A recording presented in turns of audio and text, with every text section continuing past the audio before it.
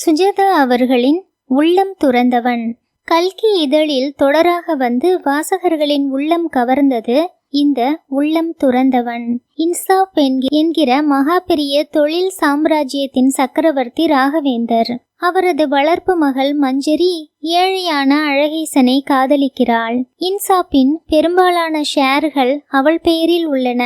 ராகவேந்தர் திடீரென உடல்நிலை சரியில்லாமல் பாதிக்கப்படுகிறார். அவருக்கு உடனடியாக இருதய மாற்று சிகிச்சை செய்தாக வேண்டிய நிர்பந்தம். இந்த சூழலில் ராகவேந்திரனின் உறவுகள் அவரது கம்பெனியை கைப்பற்ற சூழ்ச்சி செய்கிறார்கள். அதில் மஞ்சரி நிறையவே இழப்புகளை சந்திக்கிறாள், போராடுகிறாள், வீழ்த்துகிறாள். அழகேசன் சோடியம் அருகில் பேசிக் கொண்டிருந்தான். அவன் முகத்தில் படிப்பு விளக்கு வெளிச்சம் அடித்தது. மஞ்சரி அவன் சொன்னதில் கவனம் இல்லாமல் அங்க அசைவுகளை ஒரு மகா ரசிகையாக பார்த்து கொண்டிருந்தாள். கையசைவுகள், கண் சிமிட்டல்கள், இயற்கையாக சிக்கனமான புன்னகை, காது மடல். இஷ்டப்படி காதை ஆட்டுகிறாயே, போன ஜென்மத்தில் நீ நாயா? கருப்பு கேசம், திறந்த சட்டைக்குள் தெரிந்த கருப்பு கயிறு, மணிக்கட்டை இறுக்கிய லேடிஸ் வாட்ச் அவள் கொடுத்தது. அத்தியாயம் 1. எப்போதாவது மஞ்சரி இரவில் திடுக்கிட்டு ஏசி இருந்தும் வியர்வை வெள்ளத்தில் எழுந்திருக்கும் போது கனவின் விளிம்பில் அந்த விபத்தை மறுபடி வாழ்வாள். அது வந்த விபத்தா, வரப்போகும் விபத்தா என்பது பற்றி குழப்பமாக இருக்கும். இந்த வருஷம் மழையை சற்றும் எதிர்பாராத சென்னை திண்டாடியது. குடைகள் விரிய மறுத்தன, பல்புகள் எரிய மறுத்தன, வாகனங்கள் புறப்பட மறுத்தன, பேருந்துகள் நிற்க மறுத்தன, சாக்கடைகள் பாய மறுத்தன, துணிகள் காய மறுத்தன. நுங்கம்பாக்கத்தில் ஒரு திங்கட்கிழமை ஹோடோஸ் ரோட்டை ஒட்டிய ஒரு சாலையில் அந்த நவீனமான கட்டடத்தின் உச்சி மாடியில் இருந்தது இன்சாப் நிறுவனத்தின் போர்டு ரூம். சுற்றிலும் நீல கண்ணாடிகள் சென்னையின் மழையோசைகளை மழுப்ப, நீண்ட முட்டை வடிவ மேசையை சுற்றி பல்வகை செருக்குடன் விருப்பு வெறுப்புகளுடன் உட்கார்ந்திருந்தவர்கள் அனைவரும் பெரும்பாலும் 50 வயதுக்கு மேற்பட்ட போர்டு மெம்பர்கள். பென்ஸ், டொயோட்டா, டயபெட்டிஸ், பைபாஸ் பெரிய மனிதர்கள். சன்னலுக்கு வெளியே உள்ள நகரத்தின் தவிப்பை அறியாத, கவலைப்படாத வேறு உலகம். நீங்க போகலைன்னா சரிப்பட்டு வராது இந்தர். இந்தர் என்றது சேர்மன் ராகவேந்தரை. CFOவை முதல்ல அனுப்பிச்சு பார்ப்போமே, அப்புறம் போய் சேர்ந்துக்கிறேனே. ராகு, உங்களுக்கு ஏதாவது ப்ராப்ளமா என்றார் ரமேஷ் சந்திரா, அடுத்த சேர்மனாக ஆசைப்படும் பெங்காலி. இல்லை, ப்ராப்ளமா இருந்தாலும் இப்ப வெளியே சொல்லாதே, ஸ்டாக் விழுந்துரும். I have no health problem Ramesh. மற்ற போர்டு மெம்பர்கள் அதை தலையசைத்து ஆமோதித்தனர். மீடியாவுக்கு எந்த சந்தேகமும் வரக்கூடாது. GTRல எத்தனை தேரும்? 500 மில்லியன் யூரோ. லண்டன் ஸ்டாக் எக்ஸ்சேஞ்சில தானே? ஆமா. அப்போது கதவு திறந்து அந்த இளம் பெண் திடீரென்று நுழைந்தாள். அத்தனை பேரை அங்கே அவள் எதிர்பார்க்கவில்லை போலும். சட்டென்று சுட்டு விரலை கடித்து கொண்டாள். சாரி சாரி சாரி என்று கையை உதறிக்கொண்டு திரும்பியவளை, என்ன மஞ்சு என்று கேட்டார் ராகவேந்தர். அப்புறம் பாக்குறேன் அன்யா, பிஸியா இருக்கீங்க. அதெல்லாம் இல்லை, வா வாமா வா. மஞ்சுவுக்கு நான் எப்போதுமே அவைலபிள். எஸ்கியூஸ் மீ ஜென்டில்மேன், நீங்க இவளை சந்திச்சதில்லை. என் மகள் Manjari. This is the board of Insaf. Manjari பயத்துடன் தலையை மையமாக அசைத்து நழுவினாள். இரு, வேற ரூம்ல போயிரலாம் அன்யா, தனி அறையில். அன்யா, எனக்கு ரொம்ப கில்ட்டியா இருக்கு. நான் பாட்டுக்கு கரடி மாதிரி குறுக்க பூந்தடிச்சு உள்ளே வந்துட்டேன். இந்த மாளவிகா சனியன் சொல்ல மாட்டாளோ? மாளவிகா கிட்ட மஞ்சரி எப்ப வந்தாலும் அனுமதின்னு உத்தரவு. நீ என் செல்ல பெண் இல்லையா? என்னைக்காவது ஒரு நாள் நீ அந்த போர்டிலே உட்காரத்தானே போற. நீங்க வேற, எனக்கு ஒயிட் போர்டு பிளாக் போர்டு மட்டும்தான் தெரியும். என்ன விஷயம் சொல்லு. அவர் பற்ற வைத்த சிகரெட்டை பிடுங்கி அணைத்தாள். வீட்ல வந்து சொல்றேன். மஞ்சரி ராகவேந்தரின் வளர்ப்பு மகள். ராகவேந்தர் கோவை, சென்னை, பெங்களூர், கலிபோர்னியாவின் சான் ஹோசே நகரங்களில் உள்ள இன்சாப் என்னும் புகழ்பெற்ற IT மென்பொருள் நிறுவனத்துக்கு சொந்தக்காரர். இந்தியாவில் 3வது பணக்காரர், சிலவேளை 2வது. இன்சாப் என்பதற்கு இந்தியில் நீதி, நியாயம் என்ற அர்த்தம் இருப்பது தற்செயலே. ராகவேந்தருக்கு அந்த அளவு இந்தி தெரியாது. பெற்றோர் கன்னடக்காரர்கள். சென்னையில் ரொம்ப வருஷமாக வாழும் குடும்பம். சென்னை நுங்கம்பாக்கத்தில் தலைமை அலுவலகம். இன்சாப் நிறுவனத்தின் பங்கு இன்றைக்கு 8000 சொச்சத்தில் உலவுகிறது. ஆரம்பத்தில் IPOவின் போது பங்குகள் வாங்கினவர்களும் ஸ்டாக் ஆப்ஷன் வைத்திருக்கும் சிப்பந்திகளும் இன்று கோடீஸ்வரர்கள். ராகவேந்தர் இன்று லேசாக இருமினாலே நாளை சென்செக்ஸ் 10 பாயிண்ட் விழுந்துவிடும். மஞ்சரியை கட்டாயம் ஏதுமின்றி சுதந்திரமாக வளர்த்தார். தன் தொழிலுக்கு சௌகரியமாக MCA படித்துவிட்டு MBA படிக்க அமெரிக்காவில் உள்ள தன் மூத்த மகளிடம் அனுப்ப விரும்பினார். மாப்பிள்ளை அங்கே சர்ஜன். மஞ்சரி வைஷ்ணவா கல்லூரியில் விஸ்காம் படிக்க வேண்டும் என்பதை சொல்லத்தான் இன்று பிற்பகல் அவசரமாக வந்தாள். விஸ்காம்னா என்ன மஞ்சு? ராத்திரி ராகவேந்தர் மாத்திரை சாப்பிட்ட பின் கேட்டார். விஷுவல் கம்யூனிகேஷன் அன்யா. ராகவேந்தரை அன்யா என்று கூப்பிடுவாள். சில வேளை பால்டி, சில சமயம் சேட்டு சோட்டு இஷ்டத்துக்கு. அது படிச்சா என்னவாகலாம்? ஐயோ சேட்டு அப்படி இல்லை, ஏதாவது ஆறதுக்காக இல்லை படிப்பு. பின்னே படிப்பு அறிவு விரிவாரத்துக்கு. நான் லிட்ரேச்சர் அல்லது ஜியாலஜி ஏதாவது எடுக்கலாமான்னு கூட யோசிக்கிறேன். இன்னும் தீர்மானிக்கலை.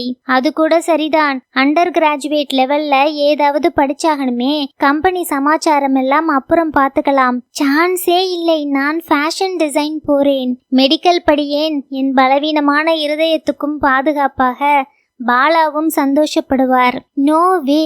உங்க ஹார்ட்டுக்கு என்ன பலமாத்தான் இருக்கு. இல்லை, நான் ட்ரெக்கிங் போகலாமான்னு யோசிக்கிறேன். ட்ரெக்கிங்? ஆமா அன்யா.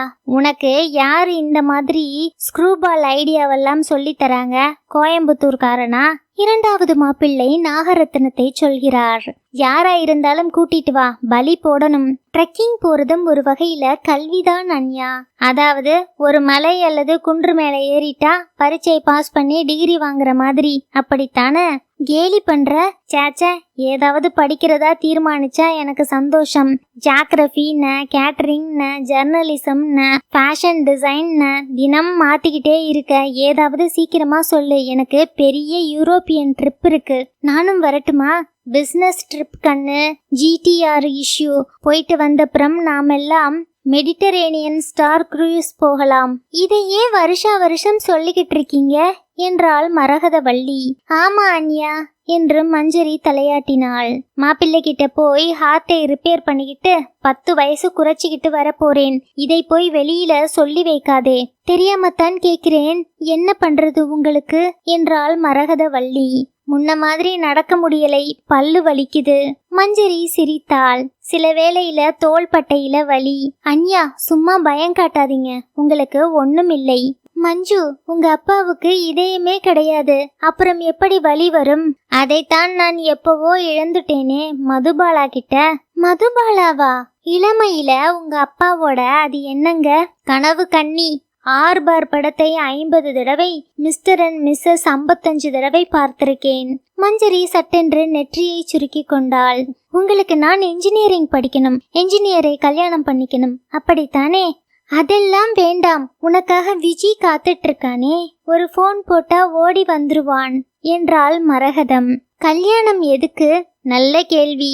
ஒரு ஆளை பார்த்தா கல்யாணம் பண்ணிக்கணும்னு தோணணும். விஜயை பார்த்தா எனக்கு தோணலை. நீ அவனை எப்ப பார்த்தே? போட்டோல பார்த்தேன்மா, பிடிக்கலை.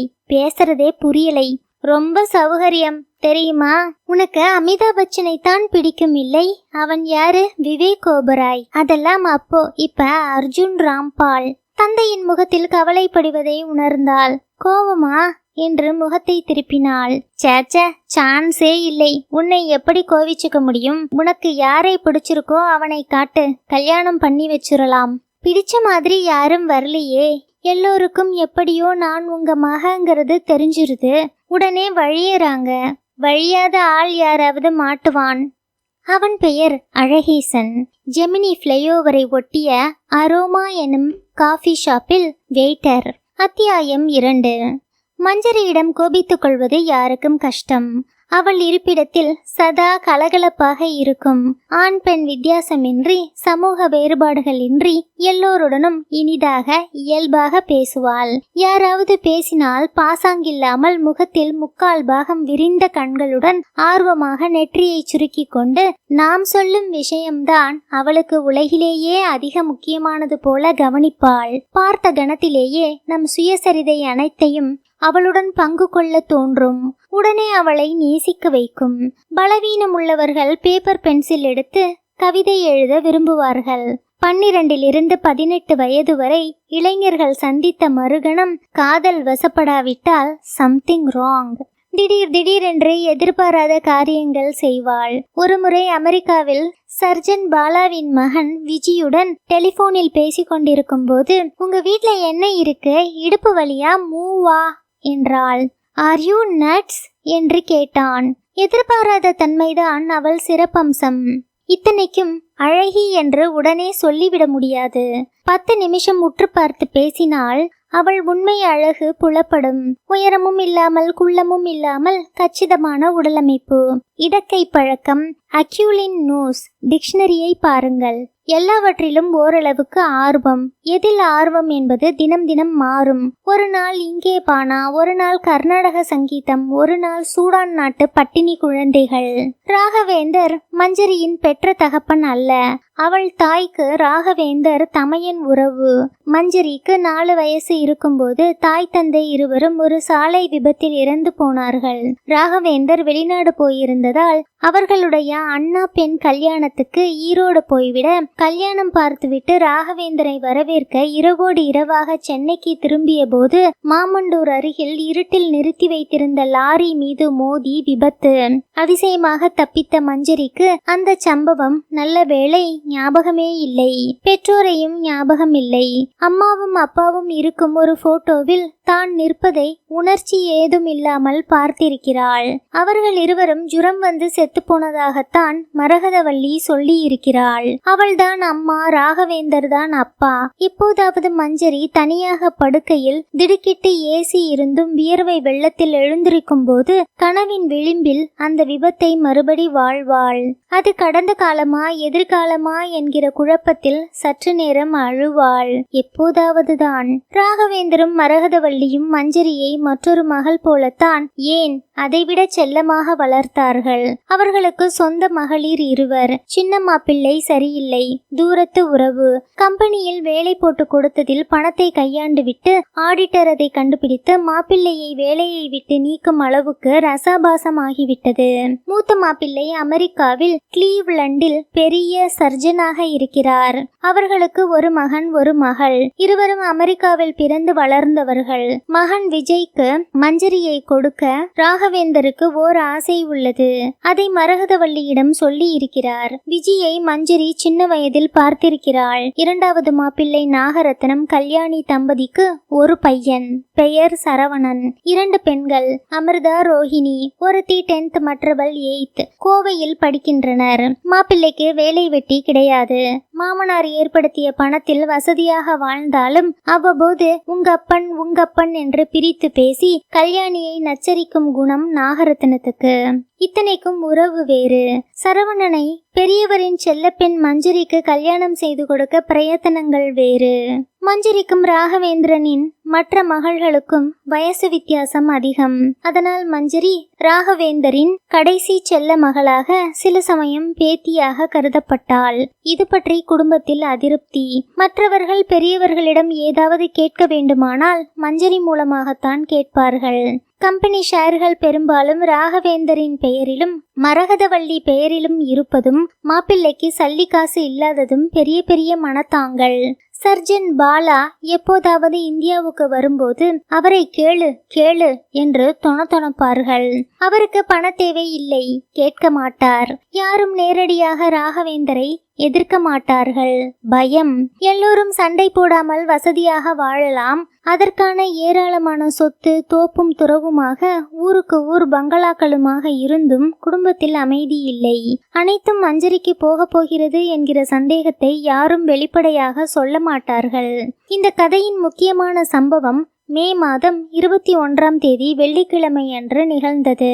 மாலை மஞ்சரி தன் சிநேகிதிகளுடன் அப்ளிகேஷன் வாங்க ஸ்டெல்லா மேரிஸ், எத்திராஜ், WCC, மீனாட்சி, MOP என்று திரிந்துவிட்டு ஃப்ளைஓவர் தாண்டி நுங்கம்பாக்கம் ஹைரோடு தொடக்கத்தில் இருந்த ஒரு நவீன காம்ப்ளெக்ஸில் அரோமா என்கிற காஃபி ஷாப்பில் அது இன்சாப் நிறுவனத்தினுடையது என்பது மஞ்சரிக்கு தெரியாது. கும்மாளமாக காப்புச்சினோ ஆர்டர் செய்திருந்தார்கள். வெயிட்டர் தூய ஆங்கிலத்தில் பேசியது சிரிப்பாக வந்தது. காஃபி வருவதற்கு சரியாக 7 நிமிஷம் ஆகும். அதுவரை இந்த ஹைக்கூ கவிதையை ரசித்து கொண்டிருக்கலாம் என்று ஒரு சிறிய பூ போட்ட காகிதத்தை கொடுத்தான். கடற்கரையில் திரும்பி பார்த்தால் என் கால் பதிவுகளை காணவில்லை. You like it? Great poem. அர்த்தம்தான் புரியவில்லை என்றால் ஒருத்தி. நண்டு கொண்டு போயிடுச்சா? வெள்ளிமணி போல் அவர்களிடம் சிரிப்பு பீறிட்டது. இல்லைங்க, மனிதனின் பதிவுகள் எவ்வளவு சீக்கிரத்தில் மறக்கப்படுகிறதுன்னு சொல்லுது கவிதை. கரெக்ட். அவர்கள் கைத்தட்டினார்கள். உங்களுக்கு இதுக்கும் சம்பளம் உண்டா? இல்லைங்க, ஒரு கப் காபி உண்டு. அவர்கள் ரகசியமாக சிரித்து கொண்டார்கள். அப்போதே அவர்கள் அந்த இளைஞர்களால் கவனிக்கப்பட்டார்கள். சற்று தள்ளி அவர்களையே, குறிப்பாக மஞ்சரியின் சிநேகிதி ஒருத்தி மூக்கும் மொழியுமாக ஒரு ஐயங்கார் பெண், அவளையே கண்கொட்டாமல் பார்த்து கொண்டிருந்தார்கள். அது இவர்களுக்கு கண் விளிம்பில் தெரிந்தது. பார்த்துட்டு போகட்டும், சும்மாருடி என்றாள் மஞ்சரி. அவர்களில் ஒருவன் அருகில் வந்து நின்று ஹாய் என்றான். அவர்கள் திடுக்கிட்டு ஓ ஹாய் என்றார்கள். லேண்ட்மார்க்கிலிருந்து உங்களை ஆட்டுக்குட்டி மாதிரி தொடர்ந்து வரேங்க. ஏதாவது கேட்கணுமா சாமிநாதன்? என் பேரு சாமிநாதன் இல்லை. பின்ன பேர் சொல்லு. ராமநாதன். ஜாஸ்தி வித்தியாசம் இல்லை. ஏய் வெயிட்டர், 2 மேஜையையும் ஒட்டி போடு என்று அதட்டலாக ஆணையிட்டான். வெயிட்டர் பெயர் அழகேசன்.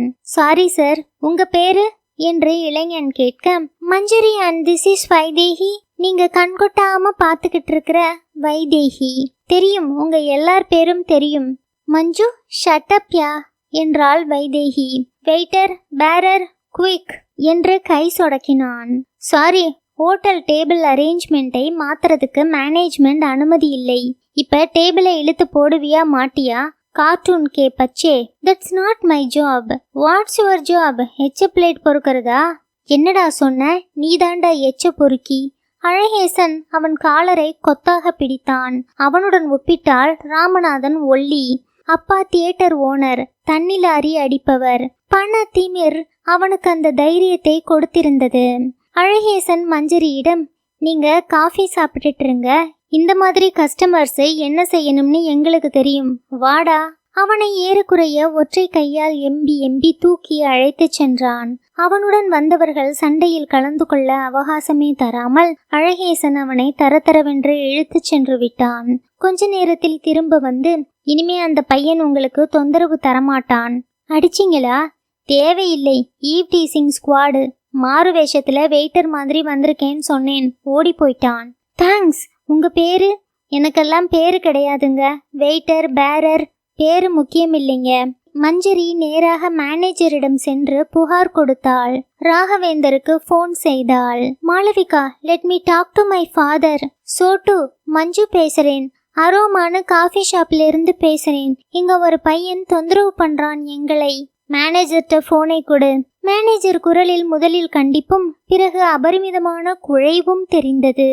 நடுங்கும் கரங்களுடன் போனை வைத்துவிட்டு, உட்காருங்க மேடம், ராகவேந்தர் சாருடைய டாக்டர்னு சொல்லி இருந்தா ஹாலையே காலி பண்ணி கொடுத்திருப்பேனே. எங்க அப்பாவை தெரியுமா? அவர் தாமா இந்த காபி ஷாப், புக் ஷாப், இந்த பார்லர் எல்லாத்துக்கும் சொந்தக்காரர். இது மட்டும் இல்லை, புக் ஷாப் கீழே இருக்கிற செல்போன் கம்பெனி, இந்த கட்டடமே இன்சாப்புக்கு சொந்தம். தெரியாது. போகும்போது மஞ்சரி அந்த வெயிட்டரை ஒரு முறை பார்த்தாள். வெயிட்டருங்களை காப்பி மட்டும் கொடுக்க சொல்லுங்க, கவிதையெல்லாம் வேண்டாம்னு சொல்லுங்க. மஞ்சரி புறப்பட்டதும் அழகேசனை மேனேஜர் விழித்தார். சம்பள பாக்கியை கேஷியர்ட்ட வாங்கிட்டு இடத்தை காலி பண்ணு, நாளையிலிருந்து வேலைக்கு வர வேண்டாம். சரி சார். கஸ்டமருங்கள்ட்ட காப்பி தான் பேசணும், கவிதை இல்லை. என்னடா சிரிக்கிற? இதை எதிர்பார்த்தேன். அத்தியாயம் 3. கோவை விமான நிலையத்துக்கு அருகே உள்ள புதிய காலனியின் பெயர் ராஜ் நகர். தனித்தனியே பெரிய பெரிய வீடுகள், ஒவ்வொன்றும் 2 கிரவுண்டில் மாடியும் கீழுமாக நவீன வசதிகளுடன் கட்டப்பட்ட வீடுகள். பணக்கார காலனி. அதில் ராகவேந்தரின் இரண்டாவது மாப்பிள்ளை நாகரத்னம் வசதியாக வாழ்ந்தார். கராஜில் 2 கார்கள், போர்டிகோவில் 1 கார், 2 டிரைவர்கள், பெண்கள் அமிர்தா, ரோஹிணி, பள்ளிக்கு செல்ல 1 கார், மகன் சரவணனுக்கு 1 கார், அம்மாவுக்கு 1, நாகரத்னத்துக்கு 1. வருஷா வருஷம் காரை மாற்றுவார். இத்தனைக்கும் நாகரத்னத்துக்கு வேலை வெட்டி கிடையாது. எல்லாம் மாமனார் அனுப்பும் பணம். ராகவேந்திரனின் மகள் கல்யாணி பேரில் வைசியா பேங்கில் ஒரு அக்கவுண்ட். அதில் அவ்வப்போது செக்கில் கையெழுத்து வாங்கி கொண்டு நாகரத்னம் செலவழிப்பார். இதில் நாகரத்னத்துக்கு மிகுந்த மனத்தாங்கள். உங்க அப்பன் பரதேசிகளை நம்பினாலும் நம்புவான், மாப்பிள்ளையை நம்ப மாட்டானே.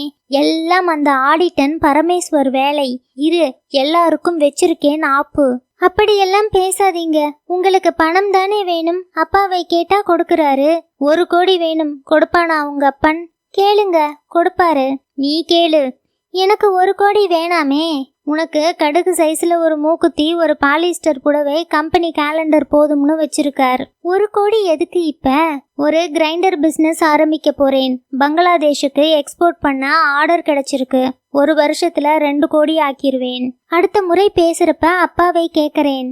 எனக்குன்னு தனி சம்பாத்தியம், தனி மரியாதை வேணும் உங்க வீட்ல. அப்படியெல்லாம் பிரிச்சு பேசாதீங்க. எனக்கு தான் வேலை வெட்டி இல்லன்னுட்டாரு.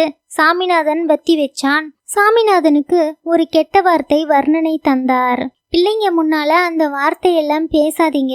அதுங்களுக்கு தமிழ்ல அர்த்தம் தெரியாது. சரவணனுக்கு ஒரு வேலை போட்டு கொடுக்க சொன்னேனே, ஏதாவது செஞ்சாரா? சரவணனை மஞ்சரிக்கு கட்டி கொடுக்கறதா பேச்சு இருக்குங்க. யாரு சொன்னாங்க? அம்மாதான். உங்க அம்மாவுக்கு வாய்ஸே கிடையாது, பூச்சி. அந்த பெண் நம்ம எல்லாரையும் தூக்கி எறிஞ்சு பேசுது.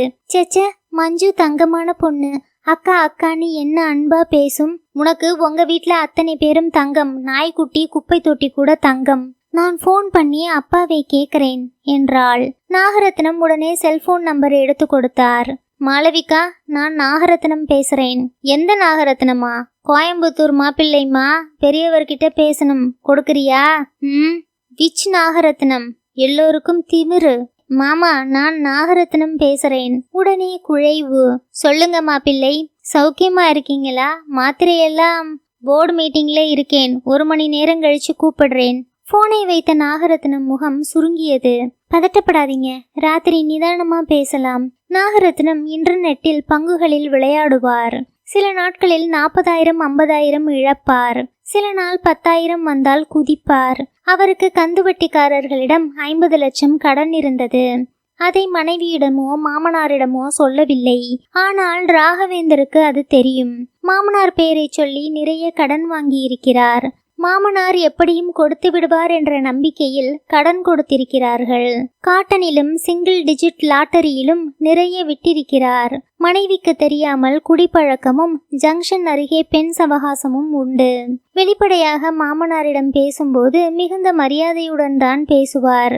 இன்சாப்பில் அவர் கையாடிய பணத்துக்கு ஜெயிலுக்கு போயிருக்க வேண்டும். மன்னிக்கப்பட்டு இன்று பெரிய மனுஷனாக உலவுகிறார். ராத்திரி தன் தாய் மரகதவள்ளிக்கு கல்யாணி போன் செய்தாள். என்ன கல்யாணி?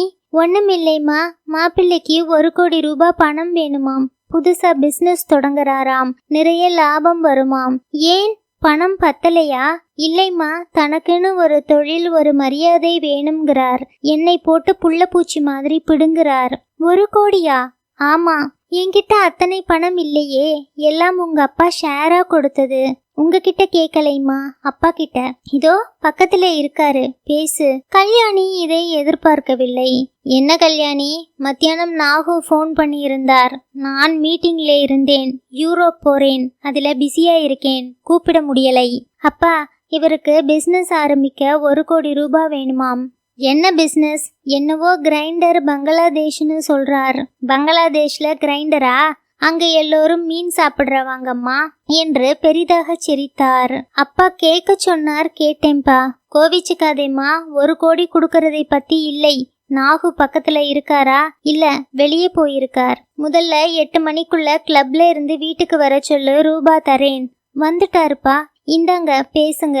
நாகு லேசான போதையில் மூச்சில் ஓட்கா மனத்துடன் இருந்தாலும் மரியாதையுடன் பேசினார். மாமா, என்ன நாகு, ஏதோ கிரைண்டர் பங்களாதேஷ்னு கல்யாணி சொல்லிச்சு. ஒரு எக்ஸ்போர்ட் ஆர்டர் வந்திருக்கு மாமா, என் ஃப்ரெண்டுக்கு. அதுக்கு ஒரு கம்பெனி ஆரம்பிச்சு மூலதனம் போட்டு ஒன்று செய்யுங்க மாப்பிள்ளை. ஒரு ப்ராஜெக்ட் ப்ரப்போசல் மாதிரி உடனே டாக்குமெண்ட் தயார் பண்ணி எனக்கு ஒரு ஃபேக்ஸ் அனுப்பிடுங்க, நான் கிளியர் பண்ணிடுறேன். சரி மாமா, தப்பா நினச்சிக்காதீங்க. I am answerable to my board. பேத்திங்கெல்லாம் சௌக்கியமா? நல்லா படிக்கிறாங்களா? சரவணனை கூப்பிடுங்க. அவன் இன்னும் வரலை. இன்னுமா? கோயம்புத்தூர்ல அஸ்தமிக்கலையா? இன்னும் படிக்க போயிருக்கான். Group study. படிச்சா சரி. பொண்ணுங்களாவது நல்லா படிக்குதா? அதுங்களும் ஊர் சுத்துதுங்களா? நல்லா படிக்கிறாங்க மாமா. போனை வைத்ததும், உங்க அப்பனுக்கு நம்ம எல்லாமே நக்கல் தான். ப்ராஜெக்ட் ப்ரப்போசலாம், போர்டுல சாங்ஷன் வாங்கணுமாம். கதை இல்லேன்னு சொல்றதுக்கு இப்படி ஒரு தந்திரம். பிச்சை காசு, எனக்கு பணம் வேண்டான்னு சொல்லிரு. என்ன? சரிங்க என்றாள் கல்யாணி. ராத்திரியே நாகரத்னம் அந்த ப்ரப்போசலை தயார் பண்ணி மெயில் அனுப்பினார். அத்தியாயம் 4. மஞ்சரி பணத்தில் சிக்கனக்காரி. எங்கேயோ சேல் போட்டிருக்கிறார்கள் என்று 2 பஸ் பிடித்து அண்ணா நகர், எக்மோர், வில்லிவாக்கம் என்று அலைச்சலாக அலைவாள். கடையையே வாங்கும் அளவுக்கு செல்வம் இருப்பது அவளுக்கு தெரியாதா? காட்டிக்கொள்வதில்லையா என்று அறிவது கஷ்டம். இதை சில சமயம் ரிவர்ஸ் நாபரி என்பார்கள். ரொம்ப பணக்காரர்கள் கதர் ஆடையும் ஹவாய் செப்பலும் அணிவது போல. மஞ்சரிக்கு அப்படி ஒன்றும் பாசாங்கு இருப்பதாக தெரியவில்லை.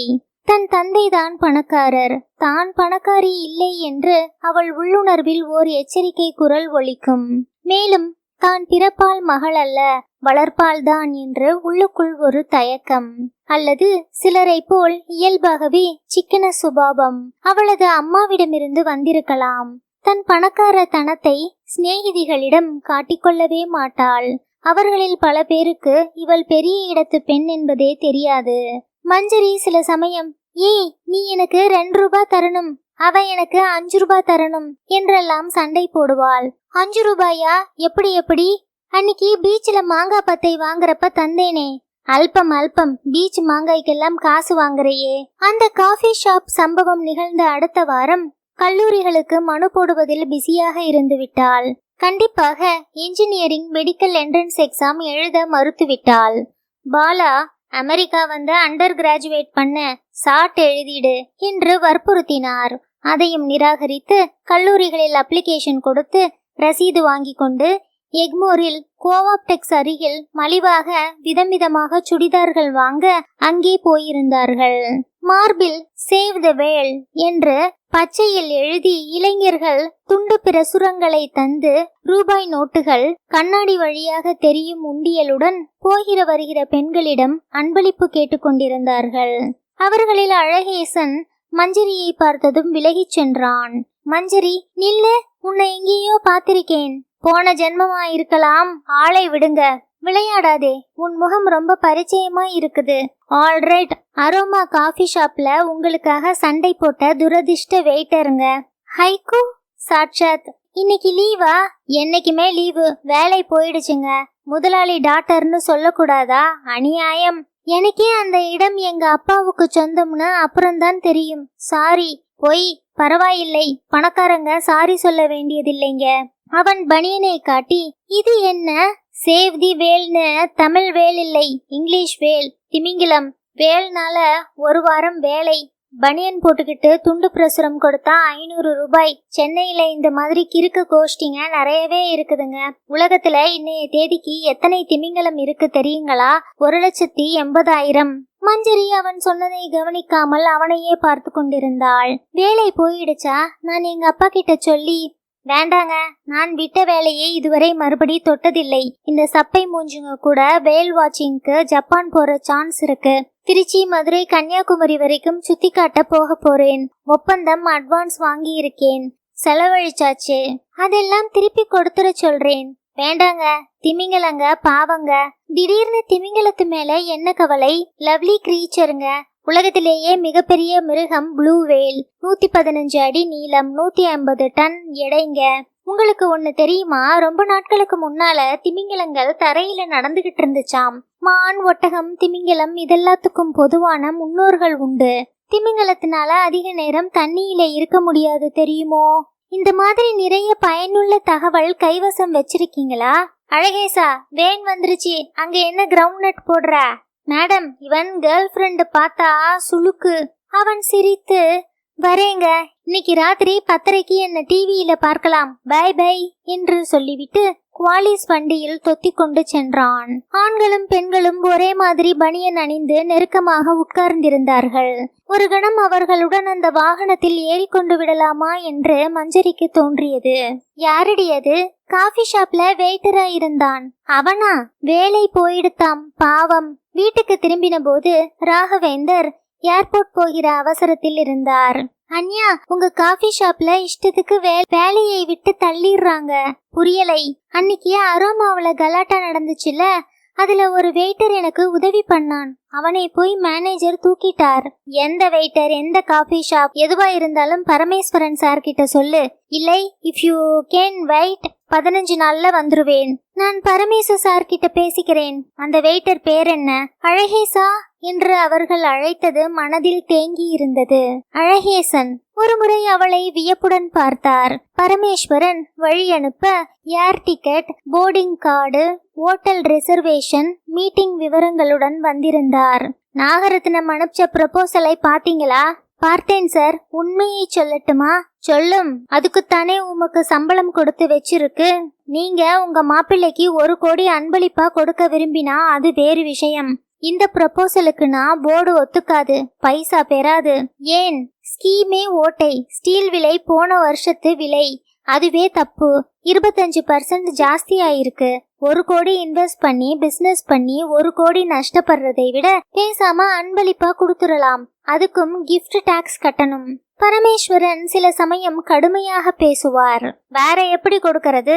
வைஃப் டாட்டர் பேர்ல இருக்கிற ஷேர்ல கொஞ்சம் வித்துதான் கொடுக்க முடியும். என்னவோ செய்யும், இல்லைனா கோவிச்சுப்பார். இந்த பொண்ணுக்கு ஒரு கம்ப்ளைண்ட். அரோமாவுல யாரோ வெயிட்டர் பையன் ஹெல்ப் பண்ணினானாம். அவனை மேனேஜர் டிஸ்மிஸ் பண்ணிட்டாராம். அரோமாவை யார் பாத்துக்கிறாங்க?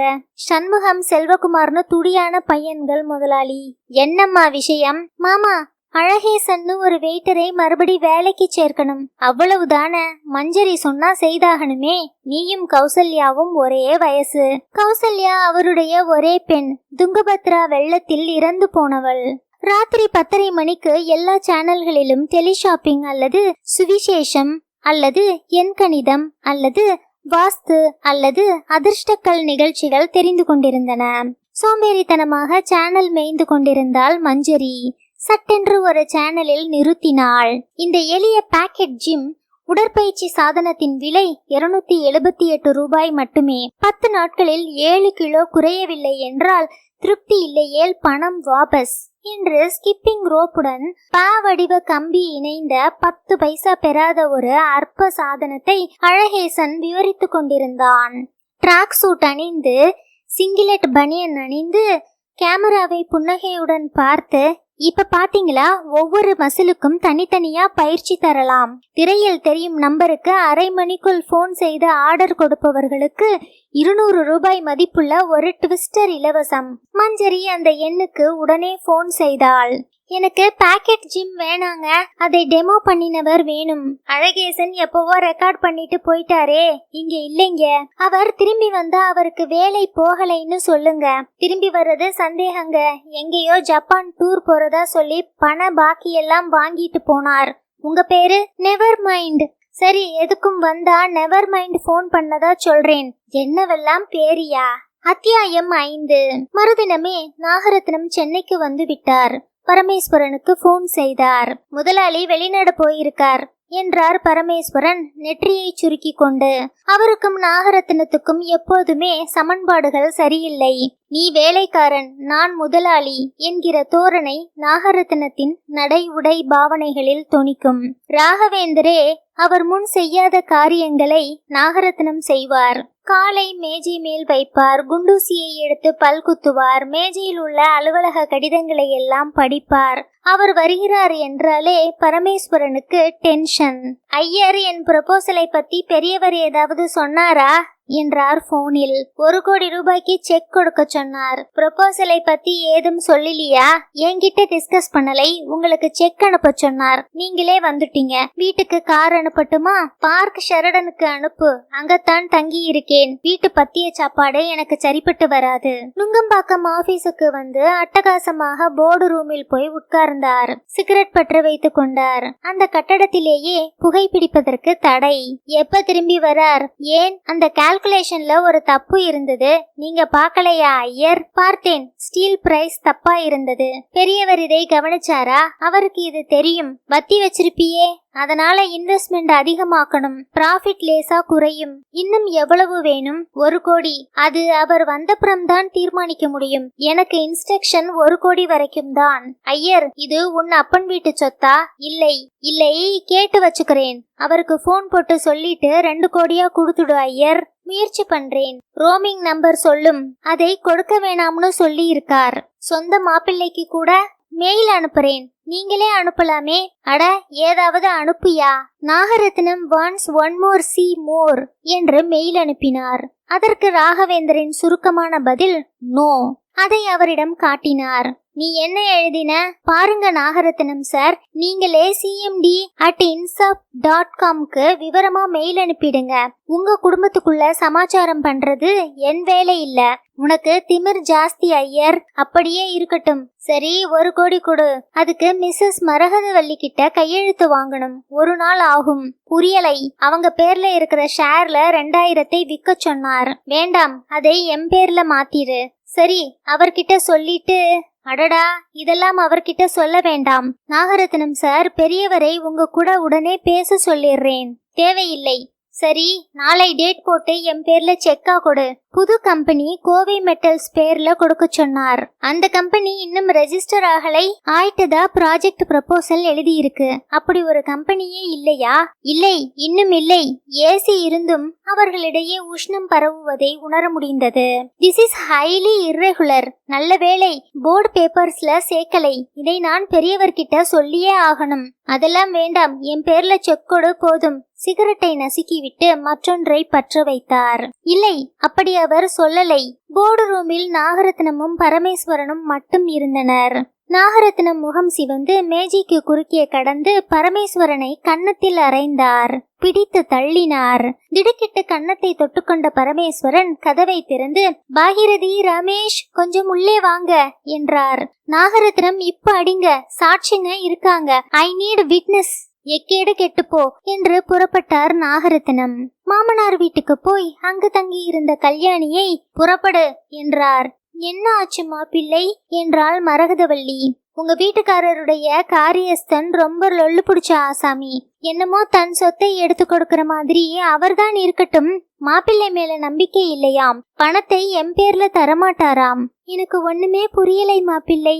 அதுவும் தன் பணத்தை கொடுக்க மாட்டாராம். உங்க பேர்ல இருக்கிற ஷேர்களை வித்து புது கம்பெனி பேர்ல தான் தருவாராம். நான் என்ன பிச்சையா கேட்கிறேன்? 1 கோடியை 2 கோடியா பண்றதுக்கு அயனா ஒரு திட்டம். உங்க வீட்ல எனக்கு மரியாதையே கிடையாது. இங்க வந்ததே தப்பு. வாடி கழுதை போகலாம். இந்த வீட்டில் பிறந்தவங்களை விட வளர்ந்தவங்களுக்குத்தான் செல்வாக்கு. மாப்பிள்ளை, இருங்க, சாப்பிட்டுட்டு போகலாம். குப்பையில கொட்டுங்க சாப்பாடை. இந்த வீட்ல பச்சை தண்ணி குடிக்க மாட்டேன். அப்போது மஞ்சரி உள்ளே நுழைய, அக்கா எப்ப வந்தீங்க என்று கல்யாணியை கட்டிப்பிடித்து முத்தம் கொடுத்தாள். அத்தானுக்கு முத்தம் இல்லையா? என்ன கோபமா இருக்கீங்க? மஞ்சுவை பார்த்ததும் கோபம் போயிருச்சு. கோயம்புத்தூர் எப்ப வர? அங்க வந்து படியேன். நல்ல நல்ல காலேஜ் எல்லாம் இருக்கு. கல்யாணி, மஞ்சு நீ இங்கேயே படி என்றாள்.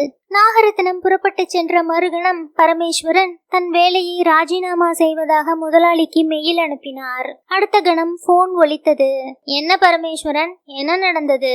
உங்க மாப்பிள்ளை மிஸ்டர் நாகரத்னம் என்னை கன்னத்தில் அடிச்சிட்டார் முதலாளி. என்னையா ஆச்சு?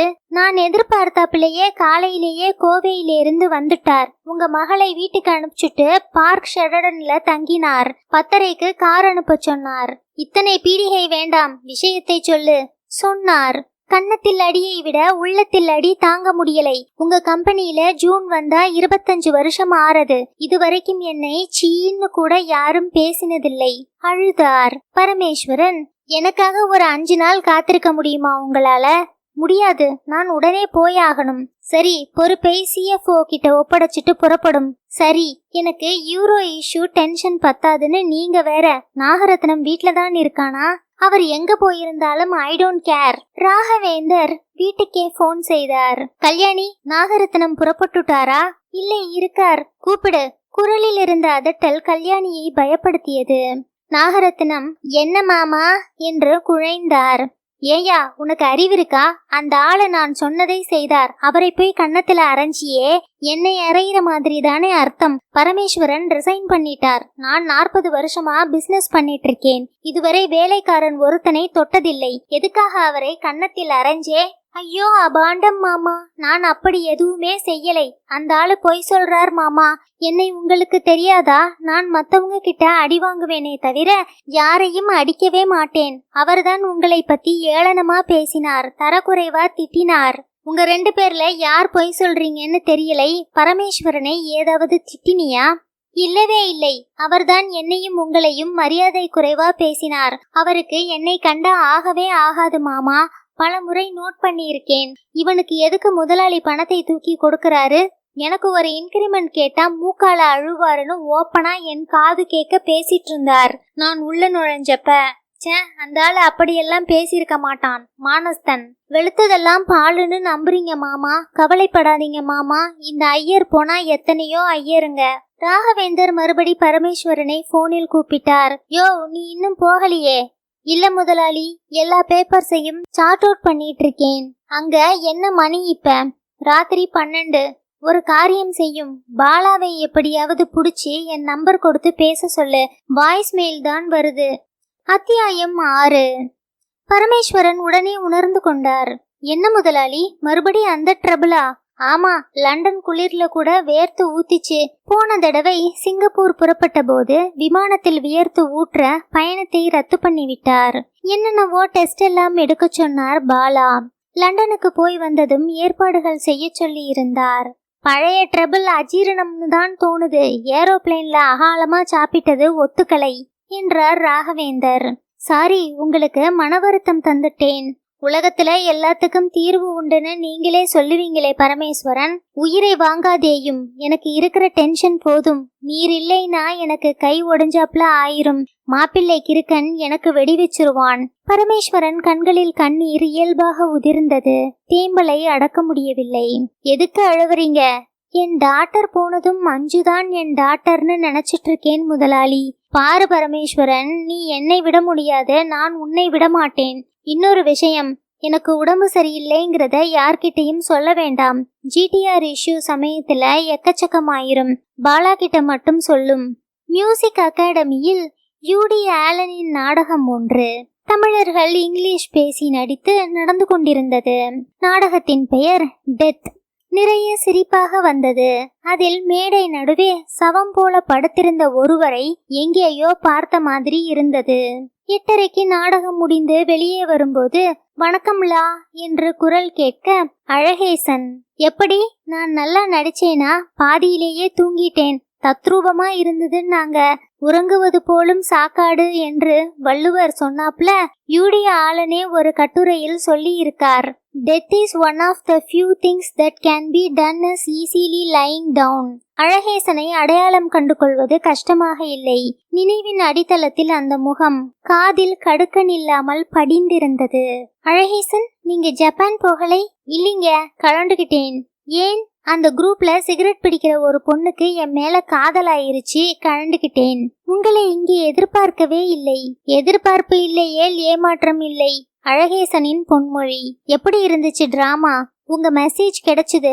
நான் மறுபடி காஃபி ஷாப்ல சர்வர் வேலை செய்யறதில்லைன்னு எங்க அம்மா கிட்ட சத்தியம் பண்ணி கொடுத்திருக்கேன். இந்த தியேட்டர் குரூப்ல சேர்ந்திருக்கேன். சில்லறை அதிகம் இல்லை, நல்ல தீனி. நீங்க எப்படி இருக்கீங்க? அவனை நேராக பார்த்தாள். என்ன பாக்குறீங்க? தெலுங்கு ஆக்டர் மாதிரி இருக்கேன் இல்லை? கடுக்கனை கழற்ற நேரம் வரலை.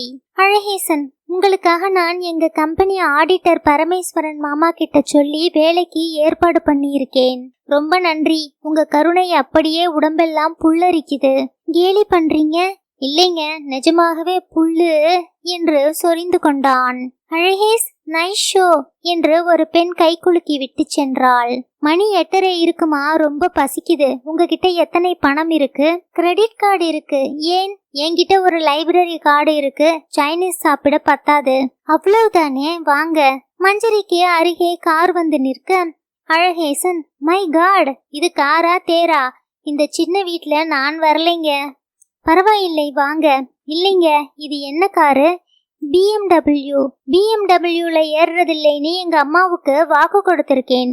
இதெல்லாம் பழக்கமாயிருச்சுன்னா அப்புறம் அடுத்த தெருவுக்கு போறதுக்கு கார் கேக்கும். என்னை செல்லம் கொடுத்து கெடுக்காதீங்க. ஒரு நாளைக்கு வாக்கு மீறலாம். நான் உங்க அம்மாவுக்கு போன் போடுறேன் என்றாள். சொர்க்கத்துக்கா என்றான். சற்று நேரம் அவனை நிதானமாக பார்த்தாள். அப்படி பார்க்காதீங்க, காதலா அஜீரணமான கண்டுபிடிக்க முடியலை. ஆட்டோவில் சென்றார்கள். கார் அவர்களை பின்தொடர்ந்தது. அவர்கள் அதே ரெஸ்டாரண்டில் நுழைந்ததும் உடனே கவனிக்கப்பட்டார்கள். இந்த இடமும் உங்க அப்பாவுதா? இருக்கலாம், எனக்கு தெரியாது. வாங்க போகலாம், ரொம்ப கவனிக்கிறாங்க. முருகன் கடையில போய் இட்லி சாப்பிடலாமா? இப்ப சொல்லுங்க. அவன் முன் சீட்டில் ஏறிக்கொண்டு, தீநகர் வாணிமஹால் எதிர்த்தாப்புல போங்க தலைவா என்றான். ரொம்ப கூட்டமாக இருந்தது. வெளியே நாற்காலி வைத்து உள்ளே பாய்ந்து சென்று வாழை இலையில் இட்லியுடன் வந்தான். விருதுநகர்ல ஒரு குழிப்பணியாரம் கொடுப்பாங்க பாருங்க, உயிர் வாழ்தலுக்கு அர்த்தம் கிடைக்கும். அவனை நிமிர்ந்து பார்த்து, நீங்க ரொம்ப சாப்பாட்டு பிரியரா? எல்லா பிரியரும். நான் புத்தக பிரியன், சினிமா பிரியன், டிராமா பிரியன், பியர் பிரியன். உங்க பேர் என்ன சொன்னீங்க?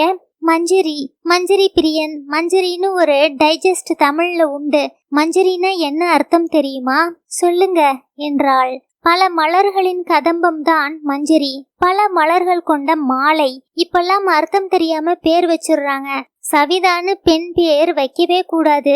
ஏன்? சவிதான்னா சூரியன், ஆம்பளை பேரு. இன்னைக்கு நாடகத்துல நடிச்சதே அந்த பொண்ணு சிவாங்கி. அர்த்தம் என்ன தெரியுமா? சிவனுடைய அங்கம், அதாவது பார்வதி.